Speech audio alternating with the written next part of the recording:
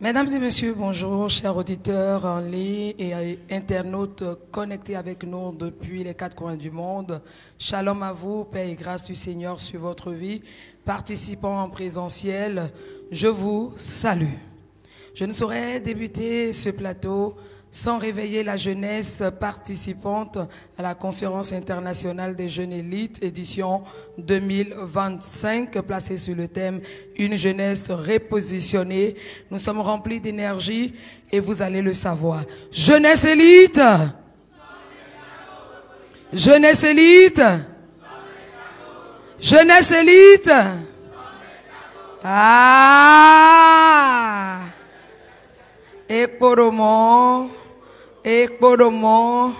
parce que c'est certifié, confirmé. Je suis pasteur Emion Guidibi, présidente du réseau international des femmes d'influence, mais aujourd'hui je me présente sous mon ancienne casquette de journaliste. Je reçois pour vous une dame, je reçois pour vous une jeune dame qui a fait ses preuves dans plusieurs domaines. Je vais vous présenter son parcours. Elle est entrepreneur. Béninoise engagée dans la valorisation des produits locaux et l'innovation agroalimentaire. Née dans une famille de commerçants, elle a grandi au cœur du marché de Dantokba, le plus grand marché d'Afrique de l'Ouest, où ses parents étaient spécialisés dans la vente d'igname. Cette immersion précoce dans le monde du commerce a profondément nourri son esprit entrepreneurial.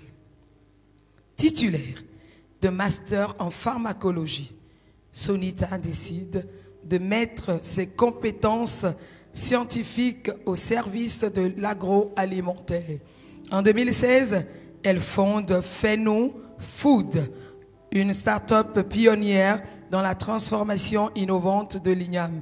Elle y développe le Wassa Wassa Chigan, un couscous d'igname précuit, prêt en seulement 10 minutes, qui allie praticité, nutrition et valorisation des traditions culinaires béninoises. Face à l'engagement et l'engouement suscité par la qualité de ses emballages, elle lance en 2017 Fenou Packaging, une plateforme de vente en ligne spécialisée dans l'accompagnement de ces entrepreneurs qui innovent dans l'agroalimentaire. Nous les accompagnons sur le plan du packaging, tout ce qu'il faut pour rendre le produit attrayant. Nous faisons également la distribution des produits locaux, parce qu'une chose est de produire, mais la seconde est de vendre. Nous sommes également dans la distribution de produits locaux. Nous avons une boutique de vente à Sainte-Rita. Et pour finir, je suis promotrice de Fenou Rigbe, ce marché qui met la lumière sur les jeunes entrepreneurs qui innovent dans différents secteurs tels que l'agroalimentaire, la mode, la cosmétique et l'art. Faire ce long chemin, faire ce chemin émouvant, en peu de temps tout en étant très jeune, c'est inspirant. Dites à nous, à toutes les personnes qui nous suivent aujourd'hui en ligne et les participants qui sont ici, qui se retrouvent en vous comme un modèle, d'où est parti le déclic? Alors, quand on est dans une famille de commerçants, ma maman qui me dit qu'elle était au marché, qu'elle a eu mes contractions, et puis elle est partie accoucher, elle est revenue dans le marché. Comme on dit, née au marché, grandi au marché. Exactement, je suis née au marché, j'ai grandi au marché. Je dis souvent, je ne me rappelle pas exactement à partir de quel moment j'ai commencé par vendre. Parce que lorsqu'on quitte les cours, déjà au cours primaire, on revient au marché. Parce que maman est tout le temps au marché, il faut revenir au marché. Et ton terrain de jeu, c'est le marché. Tu t'amuses au marché à faire la vendeuse. Au moment où les autres enfants peut-être jouaient à la petite voiture ou à la poupée, nous, on jouait à la vendeuse. Il fallait vendre des tomates, des petits trucs. Donc très tôt, on a été initié au commerce, à la vente. Et après le bac, je me suis retrouvée à Calavi. Et entre-temps, au marché, j'ai connu ce Wassa Wassa, qui est un mets originaire du Nord Bénin. Un mets auquel nous, les fonds, nous ne sommes pas très familiers. Je ne maîtrisais pas la recette. Ce n'était pas quelque chose que maman préparait à la maison, non. On a connu ce mets au marché. Et une fois à Calavi, pour les études universitaires, je ne retrouvais plus ce Wassa Wassa que j'avais connu à Tokpa. J'ai commencé par chercher une vendeuse, je n'en ai pas trouvé. Et c'est là que je me suis intéressée à la recette traditionnelle du Wassa Wassa. Comment on prépare ce fameux Wassa Wassa? Et lorsque on m'a appris ça, j'ai vu tout de suite que ce n'était pas facile. Ce n'était pas pour moi une étudiante qui était les cours à 19 heures et commencer par rouler la farine, faire une première préparation, laver, faire une deuxième préparation. Ce n'est pas une chose évidente.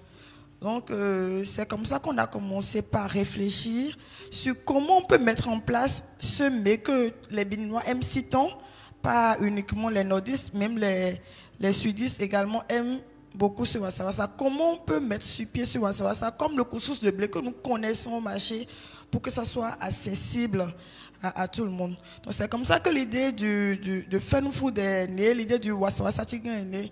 Nous avons mis en place le premier couscous tignam pré-cuit au Bénin qui est disponible un peu partout dans les supermarchés comme Erevan, Mont-Sinaï, Franprix, Label Bénin et dans notre boutique à Saint-Rita.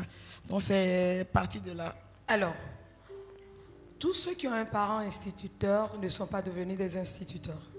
Tous ceux qui ont un parent médecin, comme moi, ne sont pas devenus des médecins. Tous ceux qui ont des parents commerçants ne sont pas devenus des commerçants.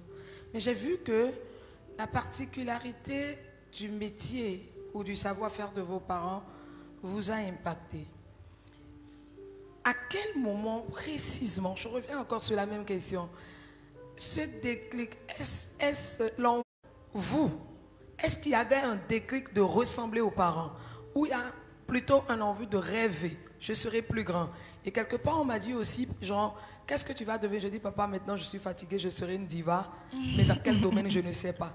Mais je serai une diva, je m'imposerai dans le monde entier. Dans quel domaine, je ne sais pas. Ce qui est sûr, le domaine que je vais découvrir, je serai une diva. Et je crois que cela est en train de se réaliser aujourd'hui. Est-ce par exemple envie d'être une diva qui crée quelque chose, qui crée une marque, qui dépose une empreinte, ou c'est juste que ça plaît, c'est arrivé comme ça? Alors de base, c'est parti de plusieurs motivations, je dirais. De base, je voulais être médecin. Et après le bac, j'ai eu mention assez bien. Ce n'était pas assez suffisant pour aller en fac de médecine. Donc je suis allée à l'EPAC où j'ai fait l'analyse biomédicale en licence avant de faire le master en physiologie et pharmacologie cellulaire. Et lorsque j'étais au marché, quand j'étais en classe de 4e, pendant les vacances, j'ai voulu essayer autre chose. J'ai vendu beaucoup de choses. Ce n'est pas seulement de l'igname que j'ai vendu. J'ai vendu beaucoup de choses, pas mal de choses. Par exemple? De l'oignon, je faisais du tombola, j'avais même une cafette au marché pendant les vacances. Wow. Je faisais du spaghetti, du thé. Alors, quand vous étiez en train de faire du spaghetti, n'étiez-vous pas la première personne qui en raffole ou vous arrivez quand même à vous contenir? Parce que je me suis évertuée à un moment donné sur les bancs à vendre, à m'exercer à ça, parce que moi, mes parents n'ont pas connu la vente, c'est des fonctionnels, l'un comme l'autre. Et je décidais de vendre du toffee. Et quand je finis le toffee, d'abord, en le faisant, j'en mange assez. Quand je finis le toffee, j'amène à l'école. Je n'avais pas de technique pour vendre. Et comme personne n'achetait, ça m'énervait. À un moment donné, j'ouvre, je dis, si vous n'achetez pas, je mange ma chose. Donc, je calcule ma marge. Je finis d'abord la marge. 2 jours, personne n'achète. Je rentre maintenant dans mon capital. Je bouffe tout. Parce que ça m'énerve que personne n'achète. Ça devait être spontané. Donc, la vente, pour moi, était quelque chose de spontané. Et quand vous faisiez des spaghettis, est-ce que c'était devenu votre repas préféré ou pas? Alors, très tôt, nous, on a été éduqués au commerce, donc on était très rigoureux envers nous-mêmes. On savait qu'on ne pouvait pas tout bouffer. Donc, il y avait plus de rigueur. Donc, déjà, en étant au marché, en classe de 4e, j'ai voulu me lancer dans les épices, comme j'essayais beaucoup de choses. Et je me rappelle très bien, mon maman m'a envoyé vers une de ses camarades du marché qui était dans les épices. Et elle m'a dit, ah, si tu veux vendre des épices, il faut faire de telle manière, de telle manière. Et je me rappelle très bien ce qui concerne le poivre noir. Elle m'a dit, il fallait acheter les tiges de poivre et rajouter au poivre pour pouvoir avoir beaucoup de bénéfices. Si j'écrasais seulement les poivres noirs, je n'allais pas avoir assez de bénéfices. Il fallait que je mélange aux tiges. Merci de m'apprendre quelque chose parce que je suis l'épicière de gloire et cette méthode, je ne connais pas. Je viens d'apprendre quelque chose comme quoi l'humilité dans la vie vous permet de recevoir, d'entendre, d'avoir des secrets que vous ne pouvez pas avoir. Merci. C'est ça. Donc, quand je me suis lancée, j'allais écraser mes épices et quand je partais là-bas, je voyais que ce n'était pas seulement ça. Par exemple, pour le gingembre, les gens mélangeaient ça de la farine de maïs, mettaient du colorant dedans. Il y avait beaucoup de choses qui se passaient. Donc, c'est resté dans ma tête. Et quand je suis venue à l'EPAC, quand en deuxième année, on a fait la microbiologie, je me rends compte qu'on tombait malade à cause de ce que nous mangeons. On contractait les maladies parce que nous ne mangeons pas sain, nous ne mangeons pas dans de bonnes conditions. On me parle de la salmonellose qui tue parce qu'on ne se lavait pas les mains, parce que... Et là, je découvre que ce qui nous rend malade... Il y a un besoin. Il y a un besoin. Ce qui nous rend malade, c'est ce que nous mangeons.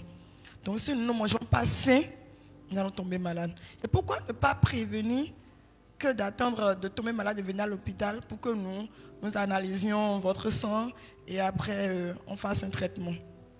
Donc déjà à ce niveau, j'ai eu un déclic. Surtout que j'ai fait mon stage à l'hôpital Saint-Jean-Eudes de Tangueta. Là-bas... Très célèbre et très connu. Il y avait tellement de maladies liées à l'alimentation que je ne m'en revenais pas. Et quand je suis rentrée, je me suis dit non. Mais pourquoi on ne peut pas proposer des produits sains? Parce qu'il y en a quand même qui en ont les moyens. Parce qu'au marché, on dit, lorsque c'est cher, les gens n'achètent pas. Donc il faut mélanger un peu pour que ça revienne moins cher aux clients.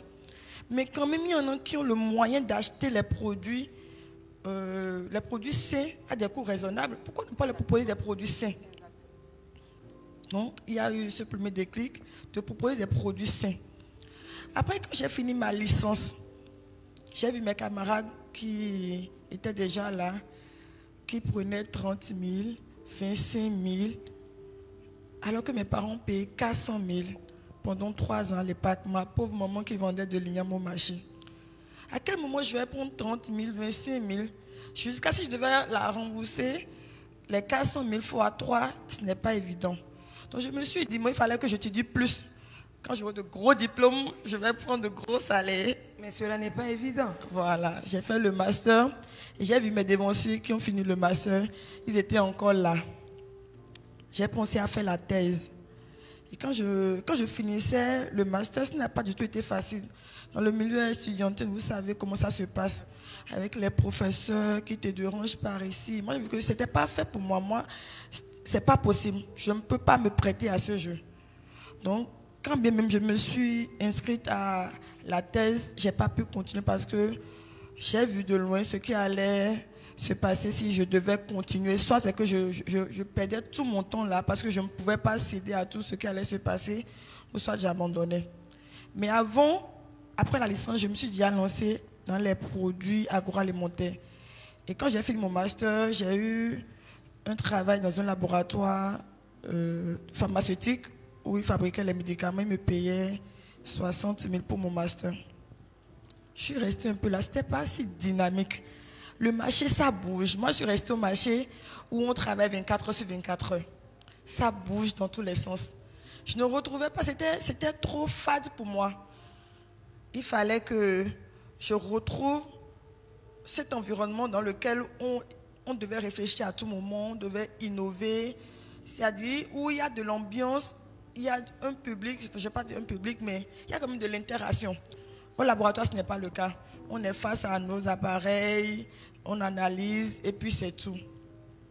Et à côté, je quittais le labo à 19 h, je rentrais vers 20 h. Je n'arrivais pas à répondre à la demande pour mes produits. Et j'ai analysé un peu, je me dis, pourquoi ne pas me consacrer entièrement à ma production afin de satisfaire la demande? Parce que j'ai essayé, j'ai vu que le besoin était là, les gens sont prêts à acheter.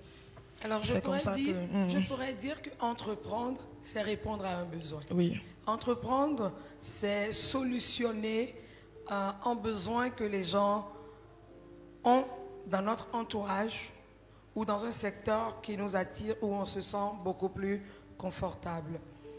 Si entreprendre donc est répondre à un besoin, dites-moi, manger sain, mais après, le packaging, le wassa-wassa, puis après le phénoribé.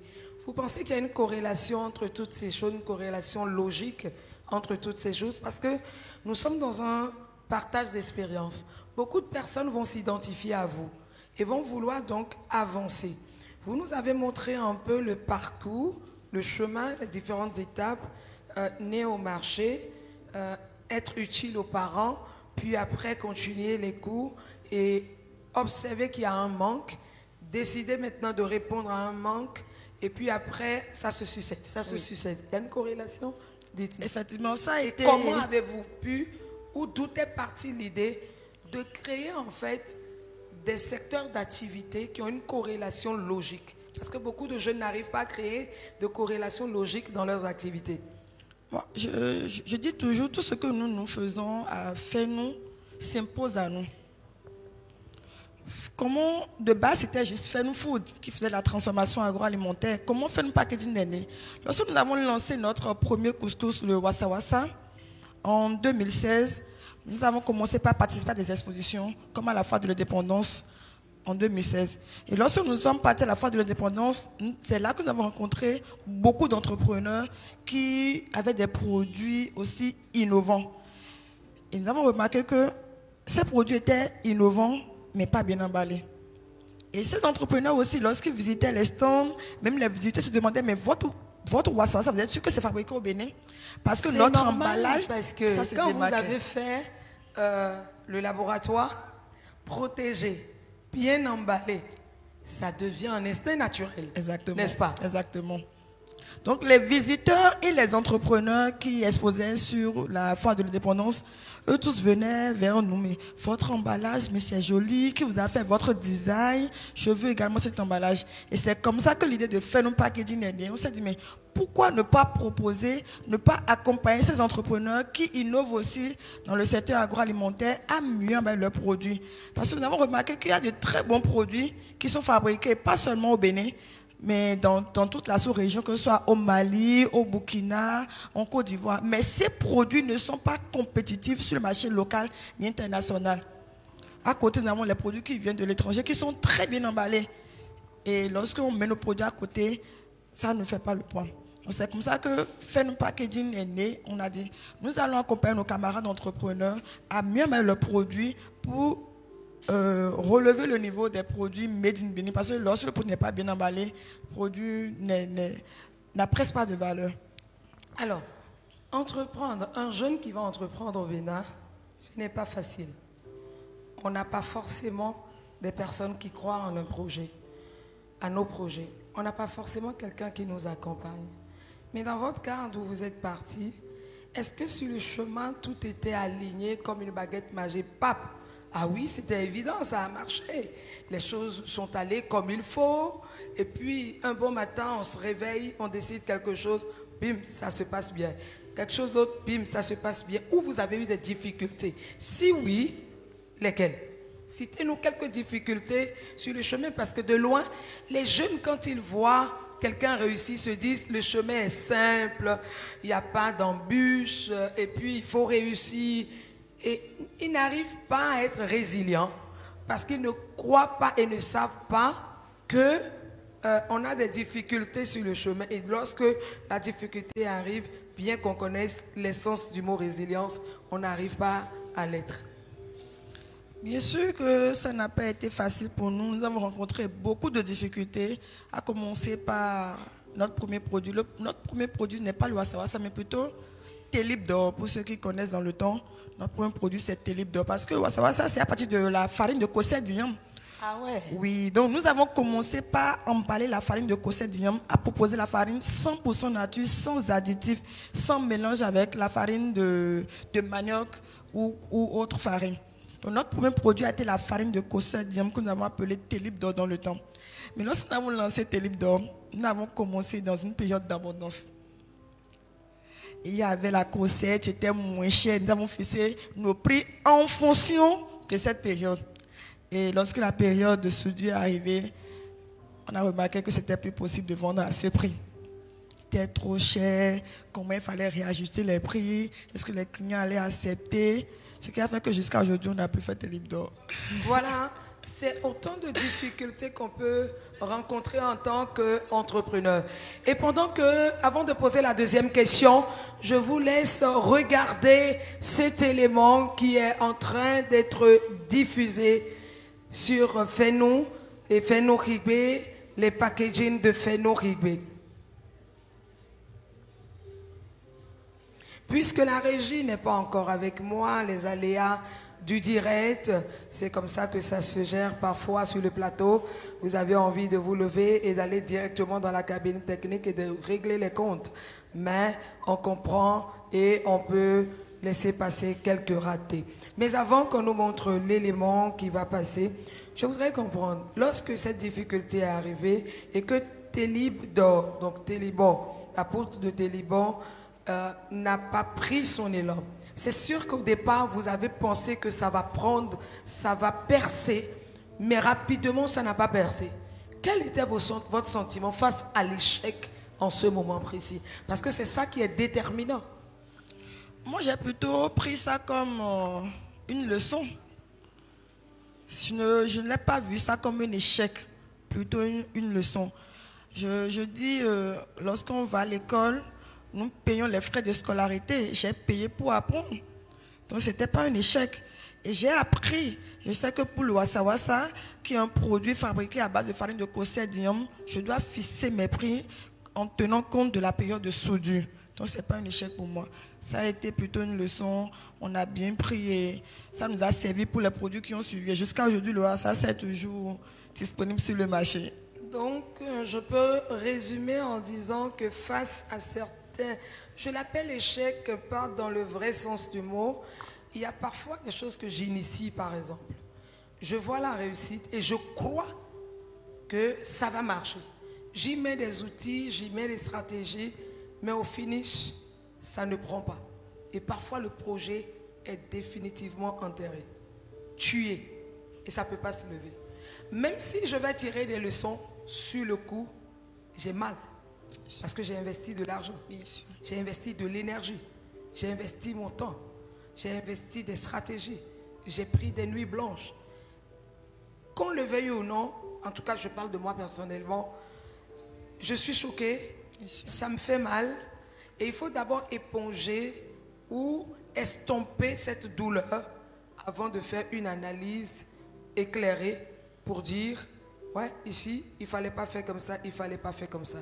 Parfois, quand vous avez des collaborateurs ou des gens autour de vous et que ça tombe, vu la manière dont vous y croyez, on a de compte à rendre.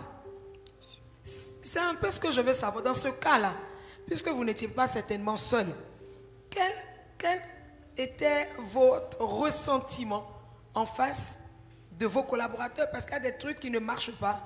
Je convoque une réunion de débriefing. Mais pendant que je suis en train d'aller à la réunion de débriefing, j'ai dit, j'ai le droit d'expliquer. Comment je vais les affronter? Ils ne vont rien me dire. Mais comment les regarder en face? Dans quelle posture je vais pouvoir leur faire ressentir que j'ai mal? C'est des stratégies qu'on a essayées, ça n'a pas marché, ce n'est pas la fin du monde, avançons.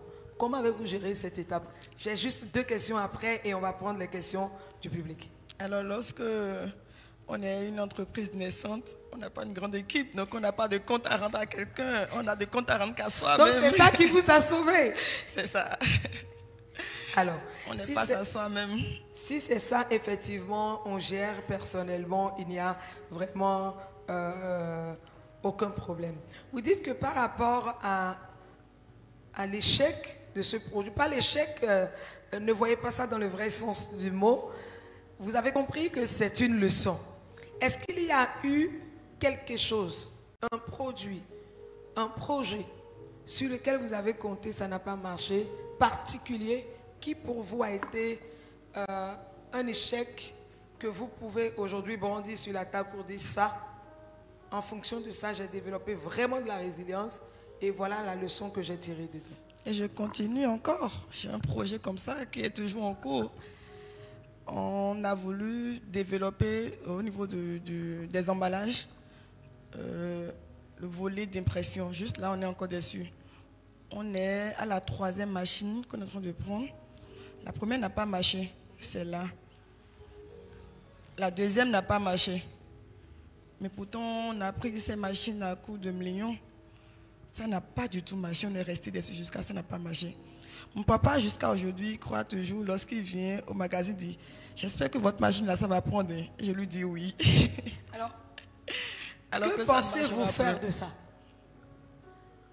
Ou bien c'est en instance de réflexion. Si la communication est avec moi, on va voir donc cet élément de la cam 2 qui va nous renvoyer une image sur laquelle je vais rebondir.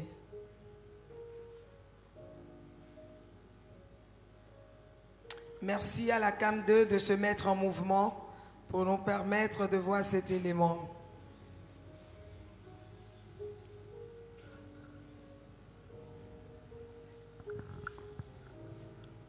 Mais en attendant que la cam 2 arrive, il y a de ces projets, effectivement, de ces risques. Moi, je dis que l'entrepreneur prend des risques. Énorme. Et il est seul à vivre les conséquences de ces risques. Oui. Et parfois, quand vous prenez des risques qui ne marchent pas, certains de collaborateurs vous lâchent. Ils vous font dos au moment où vous avez le plus besoin d'eux. Parce que c'est dans l'unité qu'on gère les difficultés. Est-ce que vous avez eu un cas comme ça? D'abandon? Bien sûr. Ou ceux qui croyaient au projet, ceux qui croyaient, déterminés, ont lâché au moment où il ne fallait pas. Où on se retrouve seul. Et c'est en ces moments où on est obligé de recommencer, de descendre la pente et de recommencer. Est-ce que vous avez eu des moments comme ça? Des moments comme ça, j'en ai eu, surtout au début. Déjà, pas surtout au début, on continue d'en avoir. Mais on l'a eu dès le début. Parce que moi, j'ai une licence en analyse biomédicale, pas en technologie agroalimentaire. Du coup, dès le départ, j'ai dû m'associer à des gens qui sont dans l'agroalimentaire pour avoir quand même dans l'équipe cette personne qui a la main technique pour la production agroalimentaire. Mais on n'a pas pu faire grand chemin ensemble. Et comme vous l'avez dit, c'est quand... Lorsque ces gens de personnes nous lâchent, ça fait vraiment mal et on se demande même comment on va y arriver. Et lorsqu'on a la ferme conviction de ce qu'on est en train de faire, et lorsqu'on y croit, on trouve les solutions, on trouve l'énergie pour rebondir sur ça. C'est vrai, lorsqu'on y croit, on trouve l'énergie de se relever, on trouve la force de se relever et d'avancer. Ma dernière question consistera à demander Feno Higbe, qui consiste donc à fédérer la jeunesse, les jeunes entrepreneurs béninois, leur offrir une plateforme. C'est de se placer dans une position d'entrepreneur des entrepreneurs. Est-ce que cela a été facile? Bien évidemment, non. Mais est-ce qu'il n'y a pas eu des moments de difficulté dans ce projet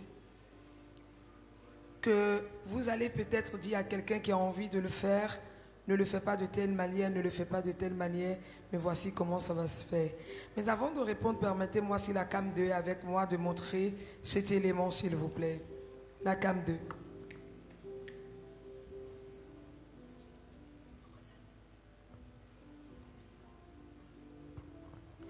L'image que vous regardez au fond de l'écran, c'est la grande exposition du marché Feno Higbe, ici à Calavi, en face de l'antenne de l'ORTB, non loin du carrefour Bidosessi. Et celle que nous recevons est l'initiatrice du Feno Higbe qui offre cette plateforme à la jeunesse béninoise entrepreneuriale qui essaye d'avancer, de vendre leurs produits. Mais aujourd'hui, le marché de Feno Higbe s'est délocalisé. Nous invitons toutes les personnes qui nous suivent à venir soutenir cette initiative. Être jeune, entreprendre, garder la constance, avancer, cela mérite d'être encouragé. Faites un tour, nous sommes à Calavi, faites un tour pour soutenir cette jeune dame pour l'encourager, pour lui permettre d'aller loin et que cela ne s'arrête pas seulement là. Chercher à intégrer un réseau. Parlant de réseau, nous sommes à la conférence des jeunes élites initiée par le RIFI, Réseau international des femmes d'influence. Un réseau vous offre l'opportunité de rester au milieu des personnes qui ont quelque chose à vous donner. Un réseau va vite pousser vos produits. Un réseau va vous ouvrir des portes. Un réseau va vous donner des partenaires. Un réseau va vous faire croître. Lorsqu'on est dans un réseau, la réussite est beaucoup plus garantie que lorsqu'on va seul. Parole d'un entrepreneur solo, Pasteur Emion Guidibi. Alors, je vous laisse le micro pour nous dire, pour le marché de Fenoukhigbe, quelles sont les difficultés? Est-ce que c'est facile?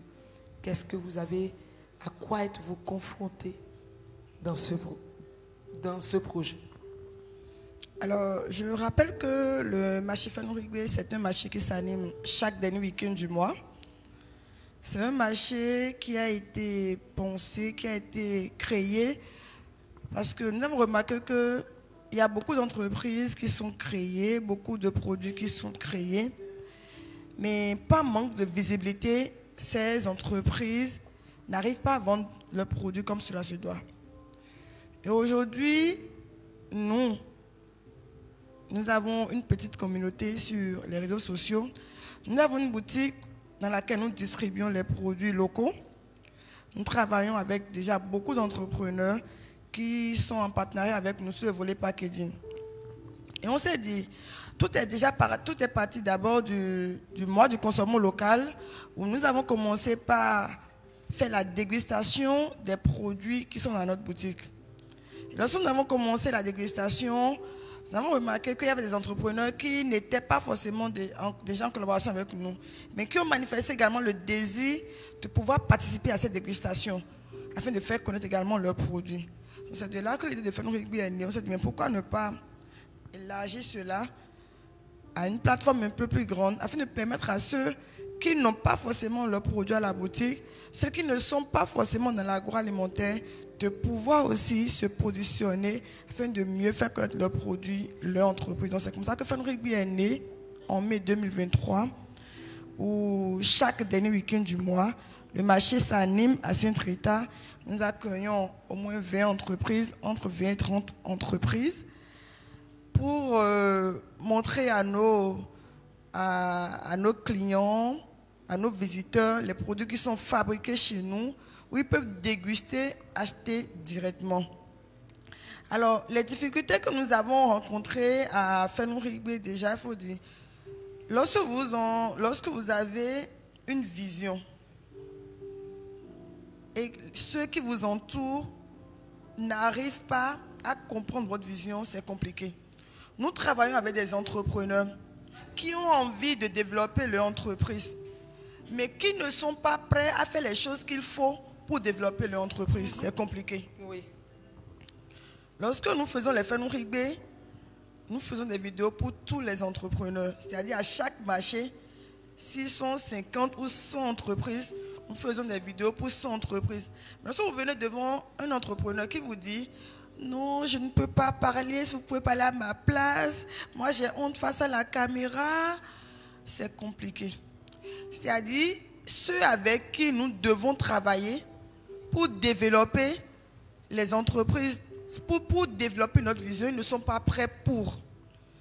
C'est notre grande difficulté à Fenoukhigbe. Bien évidemment, un leader, c'est celui qui se positionne pour amener les autres à apprendre. C'est celui qui se positionne pour permettre aux autres ou pour expliquer aux autres. Je dis souvent être un professionnel dans un domaine et dire qu'un client devrait savoir les choses devraient être évidentes pour le client. Ce n'est pas normal, parce que c'est vous l'expert, c'est vous qui l'aidez à comprendre quels sont ses problèmes. J'ai bien envie de continuer encore pour en savoir plus, mais compte tenu de l'heure, je suis obligée de m'arrêter là, Madame Sonita, et ouvrir maintenant, laisser la parole au public, aux participants. Chers jeunes, si vous vous identifiez à Madame Sonita, vous avez envie d'entreprendre, vous avez envie de faire quelque chose, vous avez envie de fédérer les gens, vous avez envie d'aller dans le même sens qu'elle, parce qu'un leader, c'est un modèle. Il y a une chose que je dis souvent, un leader, ça se copie. Moi, j'ai aucun problème à ce que je fais, si personne ne le reprend, c'est là où je me pose des questions. Parce que si je suis leader, je donne le top. Et tellement ça doit être poignant que les gens doivent être obligés de copier. Quand j'ai envie de changer aujourd'hui la manière de s'habiller de la jeunesse, je le suis, je le prône. Et quand quelqu'un commence à faire la même chose que moi, ça veut dire que ça a pris et ça se multiplie jusqu'à un niveau donné. Alors, si vous avez une question pour Madame Sonita, levez les mains et on vous donnera le micro. En ligne, vous pouvez l'écrire en commentaire et la régie se chargera de les poser.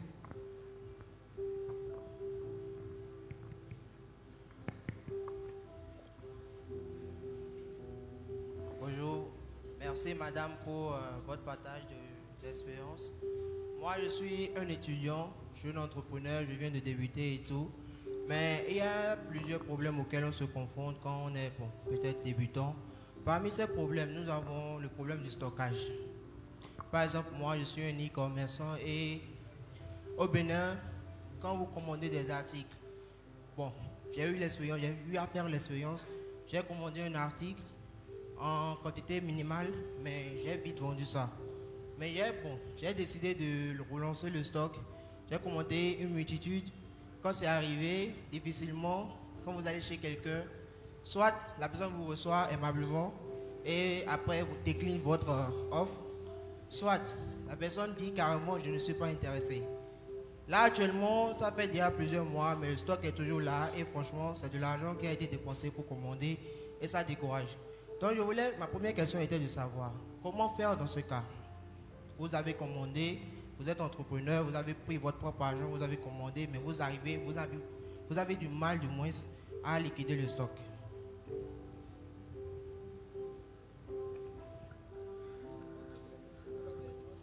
Oui. Les réalités du terrain. Moi, il m'arrive de prendre des marchandises que je n'arrive pas à liquider comme je le voulais. Il faut changer de stratégie.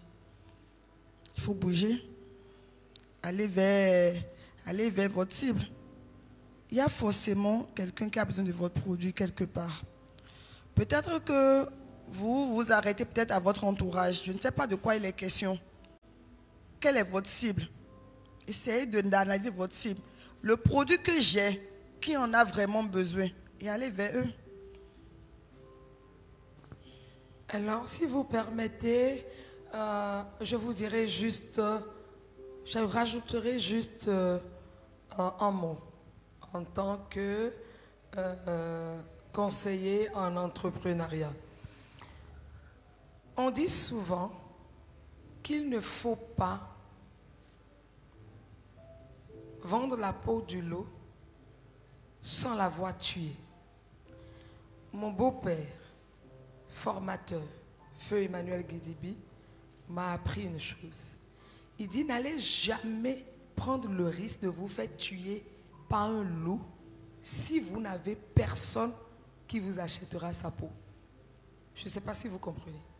On dit, il ne faut pas vendre la peau du loup sans l'avoir tué. C'est-à-dire qu'il faut avoir du stock avant de commencer. Mais lui, il propose, n'allez jamais prendre le risque de vous faire tuer par un ours si vous n'avez personne qui est prêt à payer son prix. Alors, ce qui est pragmatique dans l'entrepreneuriat et surtout commercial, on pense qu'il faut avoir d'abord du stock avant d'y aller. Mais je vous renvoie une question. Dans le cadre de la vente de services, que faites-vous? Le service est-il quantifiable pour que vous l'ayez avant qu'un client n'arrive?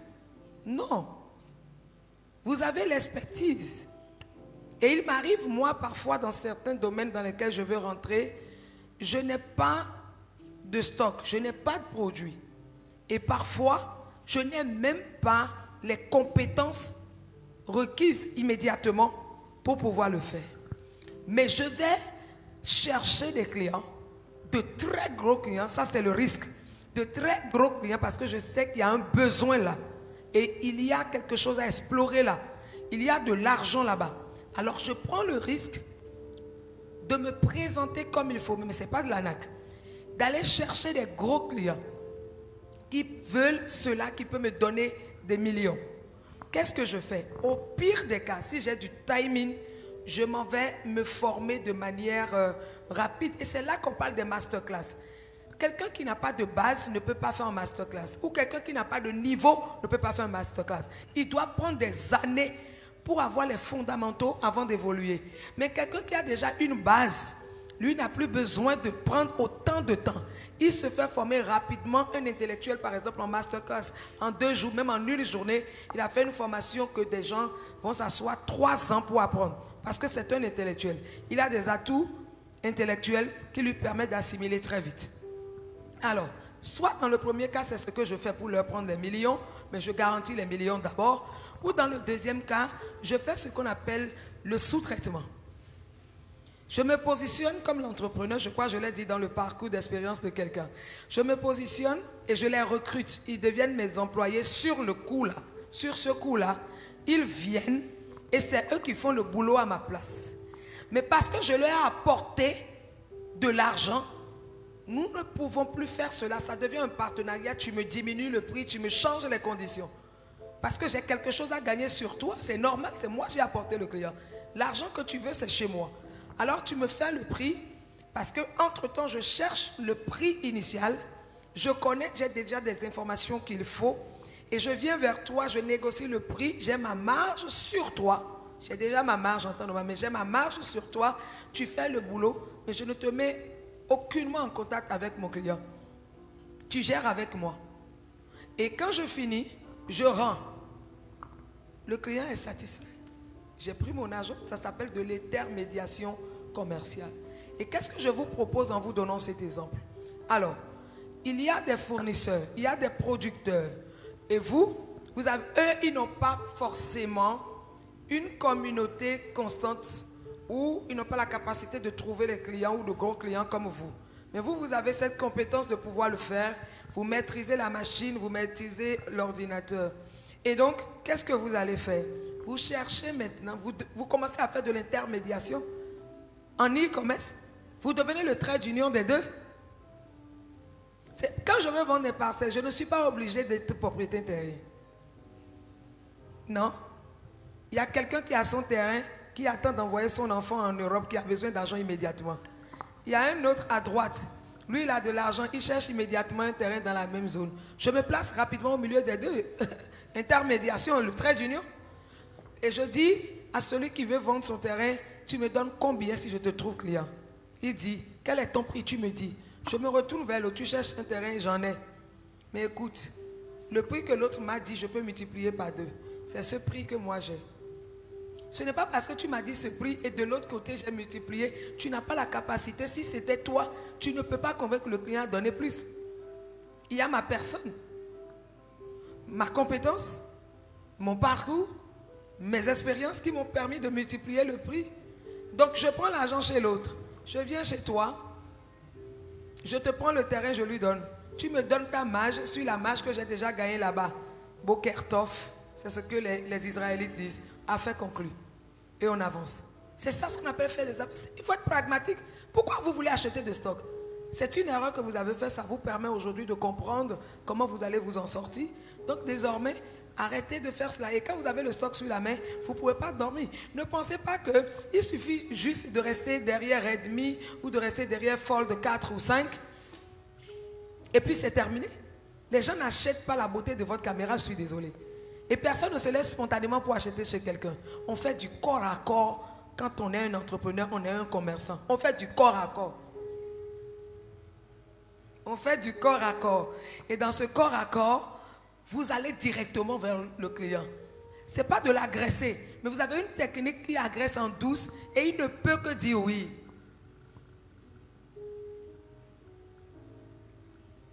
La deuxième question, s'il vous plaît. Concernant la deuxième question, j'ai réfléchi à la solution que vous avez donnée concernant le e-commerce et tout. Mais de ce côté aussi, on est limité. On est limité du point de vue des comptes bancaires. Par exemple, quand je veux, par exemple, mettre en vente un service, mettre à disposition d'un client un service que j'ai à ma disposition, je me trouve confronté dans la méthode de paiement. Par exemple, au Bénin, le Bénin n'est pas éligible pour les comptes PayPal. Bon, la plupart des clients, sur les plateformes sur lesquelles moi je travaille, la méthode de paiement se fait souvent par PayPal, les Mastercard et autres. Donc je me demande comment faire pour un jeune entrepreneur qui n'a pas la capacité, parce que j'ai essayé plusieurs fois le compte PayPal, mais bizarrement ça n'a pas marché. Comment faire pour pallier à ce problème de compte bancaire afin de faire prospérer ces activités pour le e-commerce?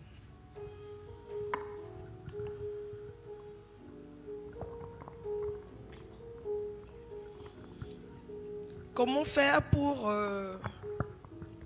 pallier à quoi? Enfin, j'ai pas bien compris votre question.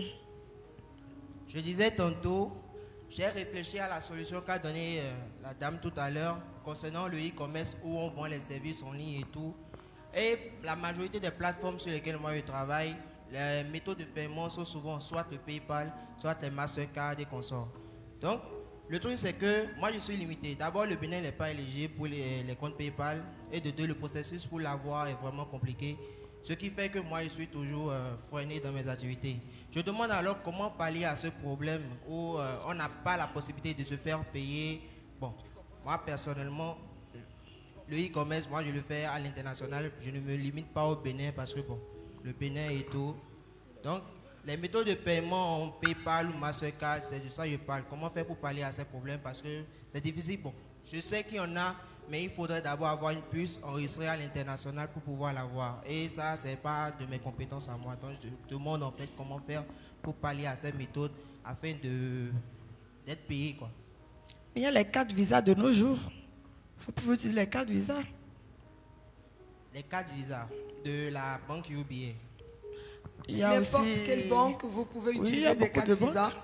Et si vous voulez utiliser PayPal, vous pouvez chercher un partenaire en France et c'est à son adresse qu'on paye parce que PayPal est plus sécurisé, c'est plus rapide. Alors donc, pour certaines personnes, ils vont voyager, ils vont faire un court séjour en France, ce qui va leur permettre peut-être d'avoir un compte PayPal, de faire ce qu'il faut et puis après ils rentrent chez eux et ça leur permet de prendre ce qui est à eux ou forcément vous trouvez un partenaire dans ce domaine.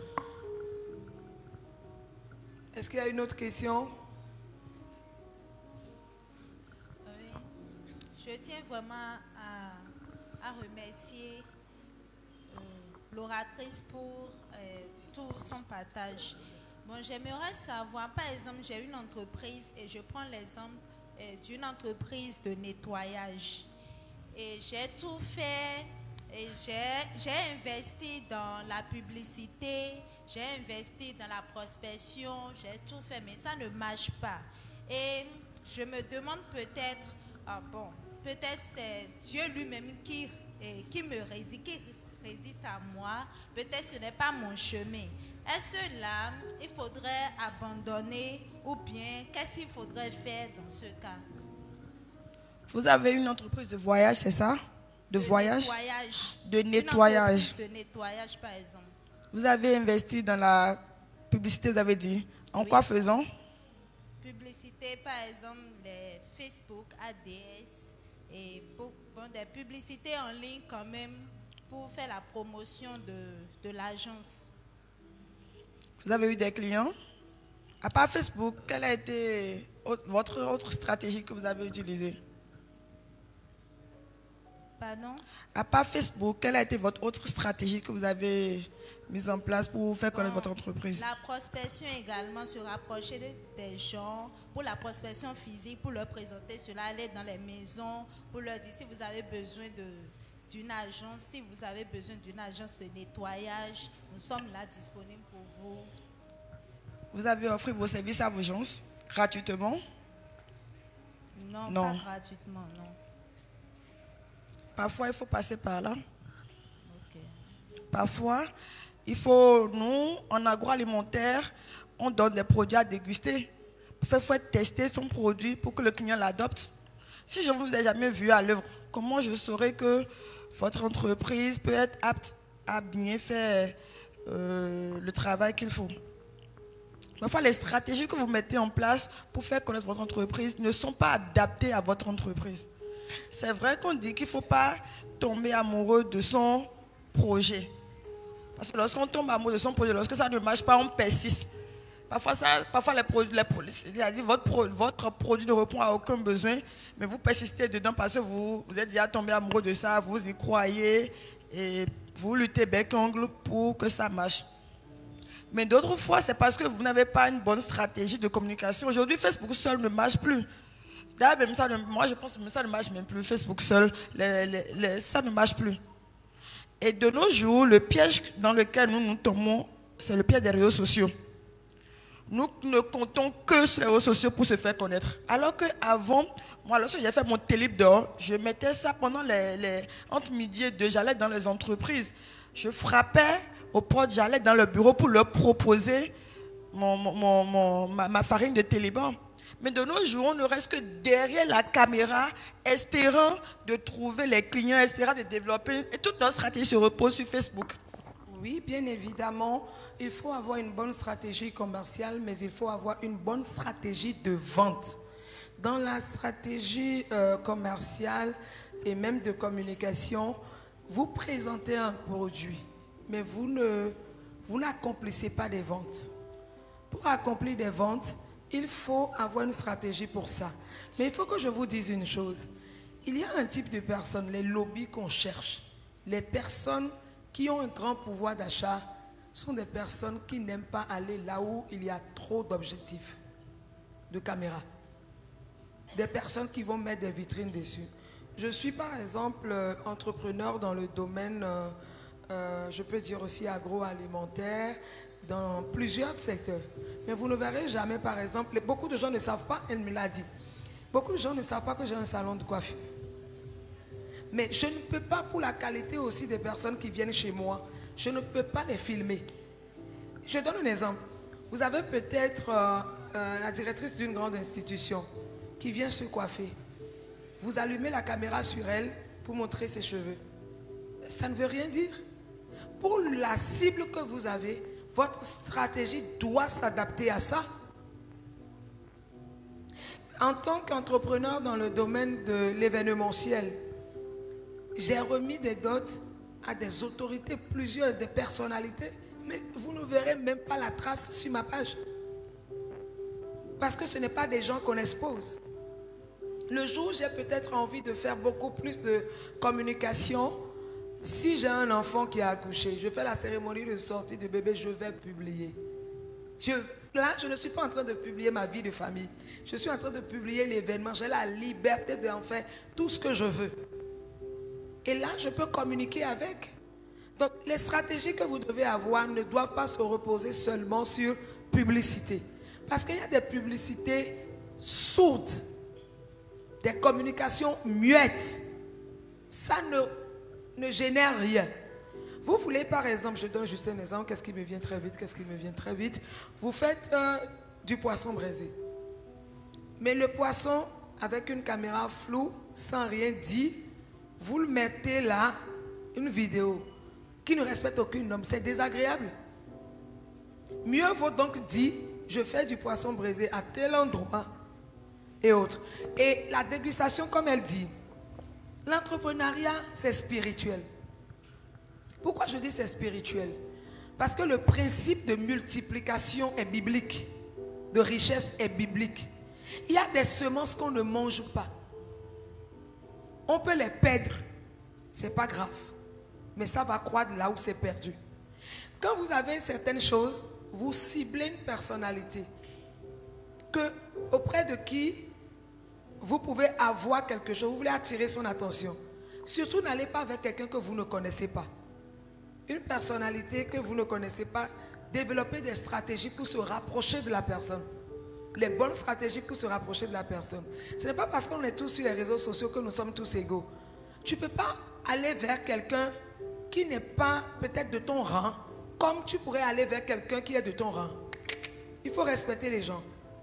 Et beaucoup de personnes qui n'arrivent pas à sceller le ventre, c'est à cause de ces petites techniques, de ces petites choses. Et quand tu cibles la personne, tu es proche déjà de la personne, admettons, tu fais le poisson, tu envoies. Tu l'appelles, tu lui dis, je veux envoyer telle chose. Vous me le permettez et comment? J'ai une dame et je peux profiter ici pour parler d'elle si vous avez besoin des pierres qui vous réchauffent, qui peuvent vous donner de l'énergie. Cité des Perles. Elle a procédé comme ça en décembre. Chaque fois, je ne peux pas manquer d'occasion d'envoyer des gens. Mais quand j'envoie les gens, je ne leur demande pas forcément, dites-lui que c'est moi. Mais les gens vont là-bas en sourdine. Ça réveille en la personne l'envie de répondre à cette reconnaissance que vous lui avez faite, de cet honneur que vous lui avez fait. Vous l'engagez forcément à acheter, sans parler. Donc vous pouvez envoyer à quelqu'un. Mais la jeunesse d'aujourd'hui, je sais, vous n'avez pas les moyens. Mais il faut croire qu'il faut avoir des ambitions réalisables. Il ne faut pas avoir des ambitions non réalisables. Ça ne sert à rien. On a tellement de choses qu'on peut vous dire dessus, mais je pense que je vais m'arrêter là. Et puis, on dit toujours que l'honneur, et je l'ai dit ce lundi, l'honneur aux personnes qui inspirent, c'est aux personnes qui font bien, c'est inspirer les aspirants. L'honneur aux personnes qui font bien, c'est inspirer les aspirants. Alors, nous avons dans cette salle aujourd'hui Madame Sira Seke qui n'est plus à présenter. Elle est journaliste, elle est, on peut dire aussi conférencière, elle est coach, elle est accompagnatrice de couple, elle est animatrice télé et beaucoup de choses.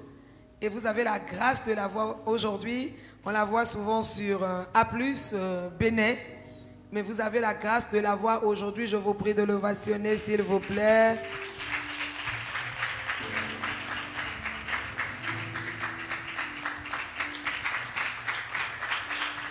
Merci. Elle a un mot à dire. Est-ce que la régie peut nous aider à voir de qui il s'agit, s'il vous plaît? Je peux y aller? Oui.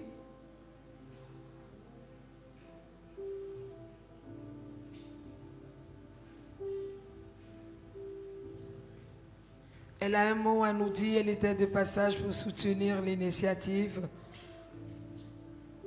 Bon, est-ce que la régie est avec nous? Je crois que c'est bon maintenant. Ça va aller. Alors, je tiens à te saluer, grande sœur, pour cette belle initiative.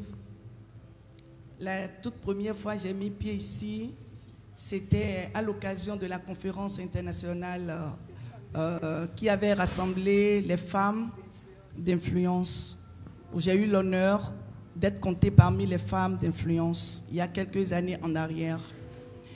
Et lorsque je suis tombée sur la promotion de cet événement, je me suis dit que je reçoive une carte d'invitation ou pas.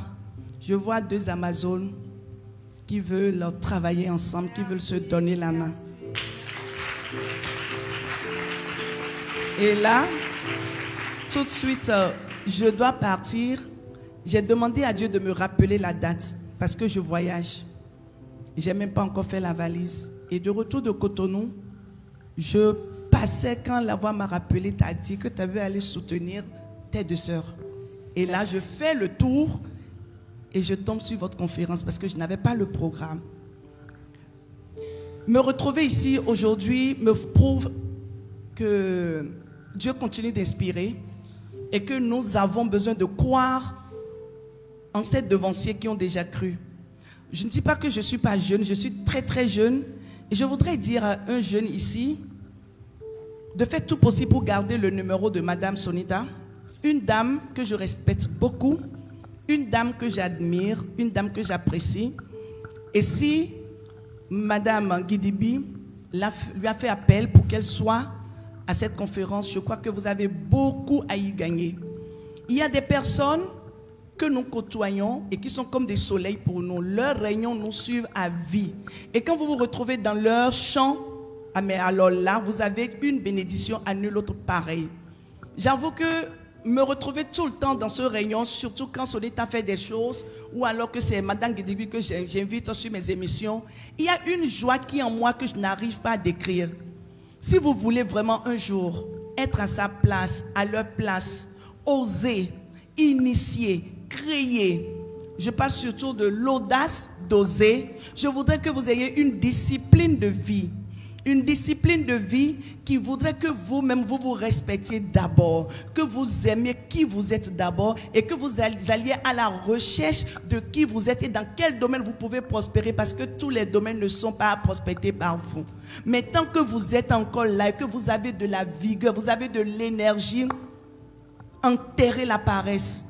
Quand vous touchez à une porte et que vous voyez que la porte est fermée visiblement, poussez un peu la porte pour voir si ce n'est pas fermé, mais vous pouvez encore faire un petit effort pour ouvrir ces portes-là. Derrière cette porte, il y a beaucoup d'autres opportunités. Si la porte est fermée, prenez un autre chemin. Chers jeunes, je crois que ce dont vous bénéficiez aujourd'hui, moi, je ne l'ai pas eu. Et c'est pourquoi ces genres d'initiatives me pénètrent jusqu'au tréfonds de mon âme. Parce que je dis, Seigneur, cette jeunesse a tout à y gagner. Elles sont là, les filles sont là, les jeunes filles sont là, les jeunes hommes sont là. Je vous envoie maintenant en mission. Demain, écrivez déjà dès ce soir sur vos statuts. Tout de suite, là, j'ai pris photo, j'ai mis sur mon statut, j'ai envoyé dans mon groupe Love Power. J'ai invité, j'ai dit, passez ici demain pour voir ce qui se passe. Nous n'avons pas besoin de connaître les initiateurs avant de les soutenir. Et si vous commencez par vous soutenir entre vous, vous allez voir déjà le nombre de jeunes qui est ici. Si je vends du tofu, comme l'a dit Madame Guidigui, mais j'intéresse les gens qui sont d'abord proches de moi. Je sors un répertoire, c'est-à-dire dans mon répertoire, je dois pouvoir écrire à des moments donnés à des personnes pour prendre rendez-vous. Si on ne vous donne pas rendez-vous, il n'y a pas de souci. Je viens d'une demande d'audience qui a été acceptée. Je n'ai pas réfléchi par 2 fois avant d'envoyer la lettre d'audience, mais on m'a reçu. Donc, n'ayez pas peur d'approcher certaines personnes. Les réseaux aujourd'hui sont un miroir sur de potentiels partenaires que vous pouvez avoir. Si les gens vous bloquent le chemin, il n'y a pas de souci. Dites que le non d'aujourd'hui peut se transformer en oui demain. Fenourigbe, c'est des personnalités qui passent par là. C'est des gens qui osent.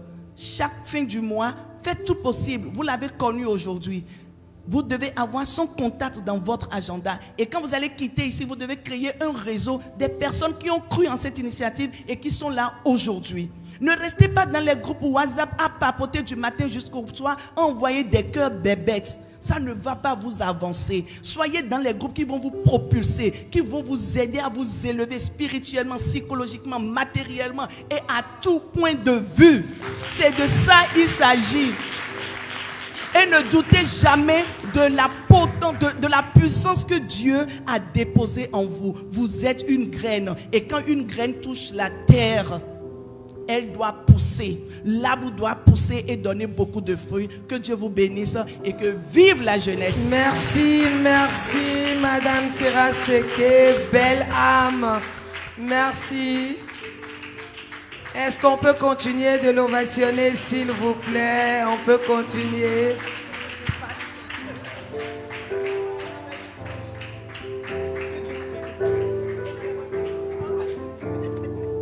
Vraiment, merci pour le soutien. Et faites comme elle. Faites comme elle.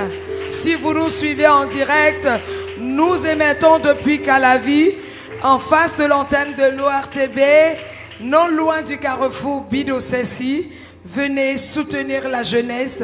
Pour moi, je dis la réussite, un leader inspirant, c'est le leader qui prépare la génération derrière lui.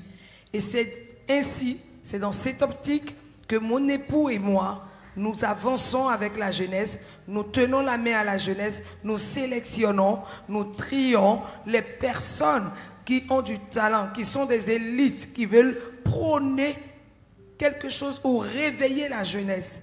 Vraiment, c'est notre but. Et nous savons que par la grâce de Dieu, nous allons le faire. Portez avec nous ces différents projets pour, comme le projet Fais-nous Rigbe, Fais-nous Love, Fais-nous Packaging, RIFI, Marche de la Réussite, la conférence internationale des jeunes élites et toutes les activités. Ça permet, ça donne de l'énergie. Que Dieu la bénisse aussi et merci pour cet honneur. On revient donc ici dans cette salle pour prendre encore une autre question. On va y aller très vite parce que nous n'avons plus assez de temps.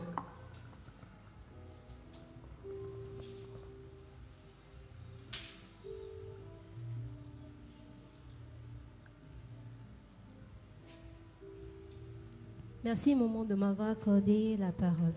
Alors, la question que j'aimerais poser, c'est précisément concernant Fenou Rigbe.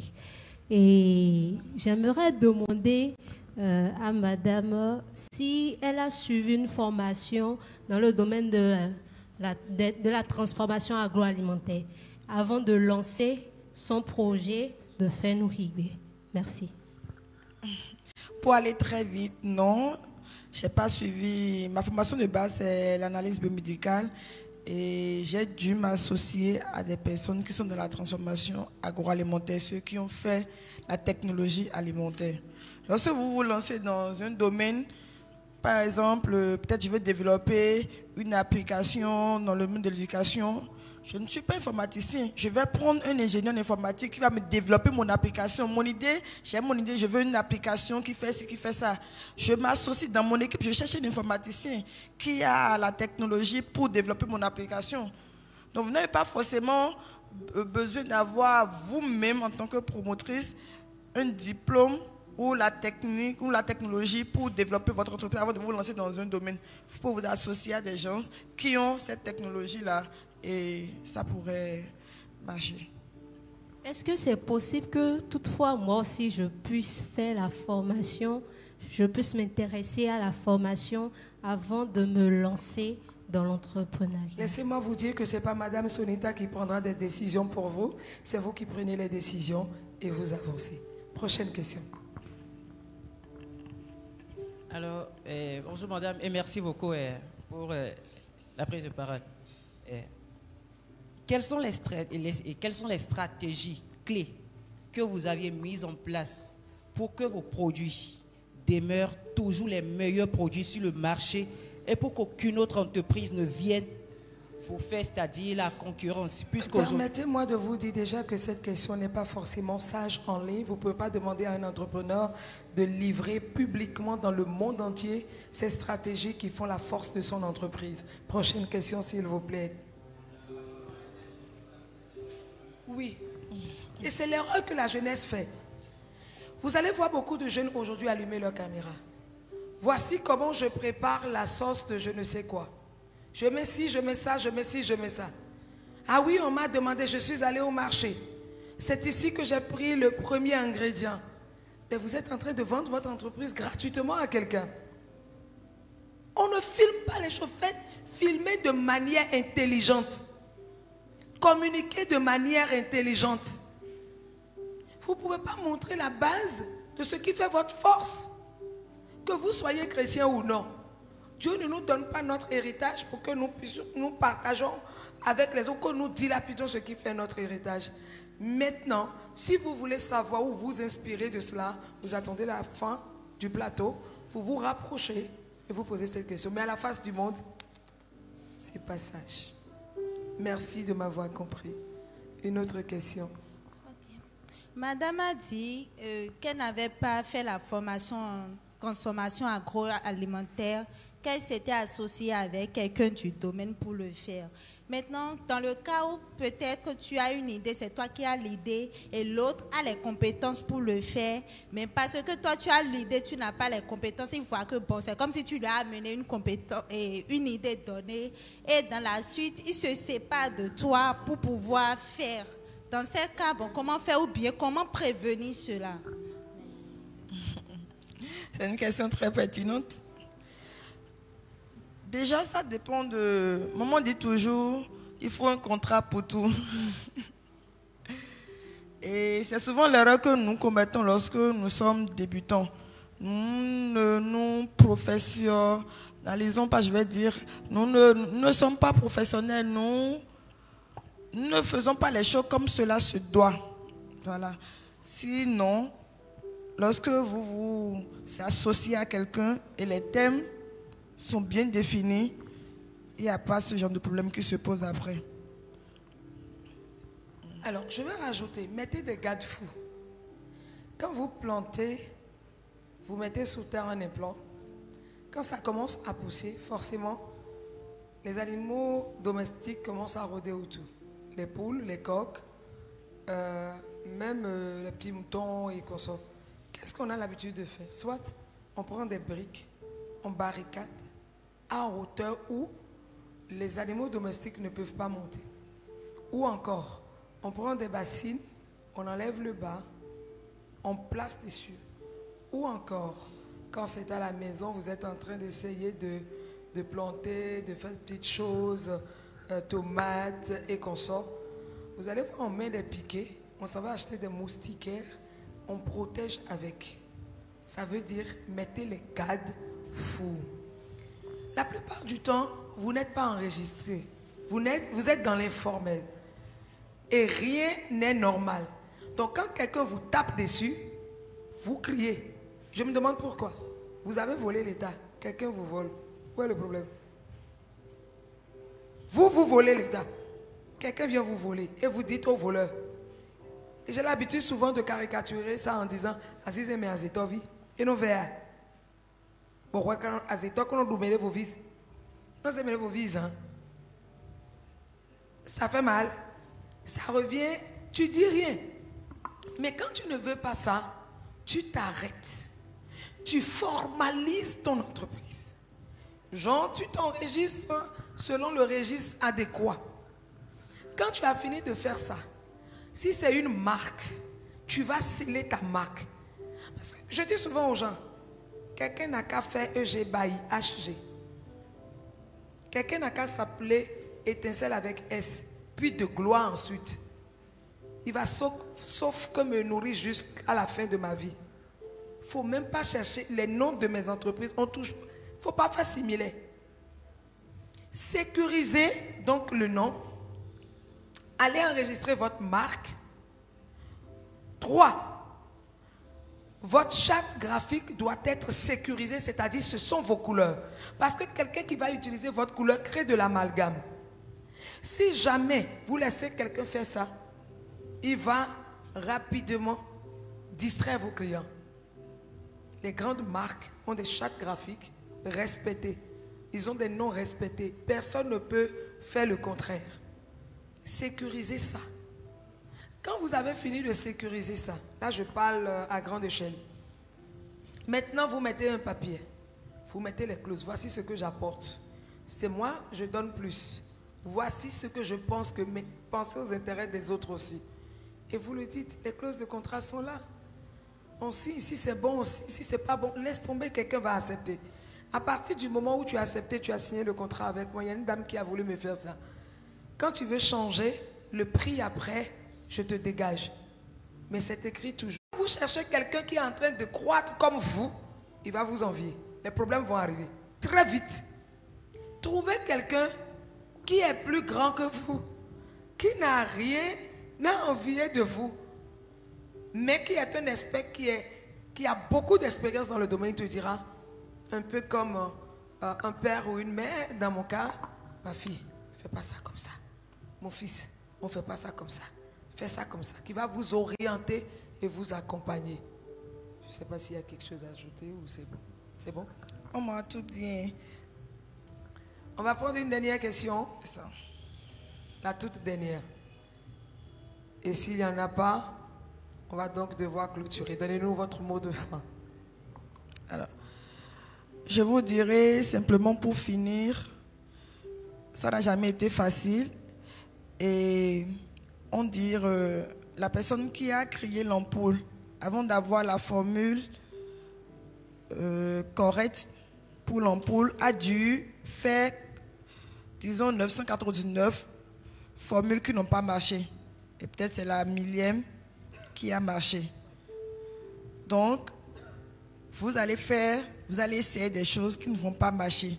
Mais cela ne veut pas dire que vous n'allez pas faire quelque chose qui ne finira pas par marcher. Apprenez de vos erreurs pour vous construire et par la grâce de Dieu, tout ira bien.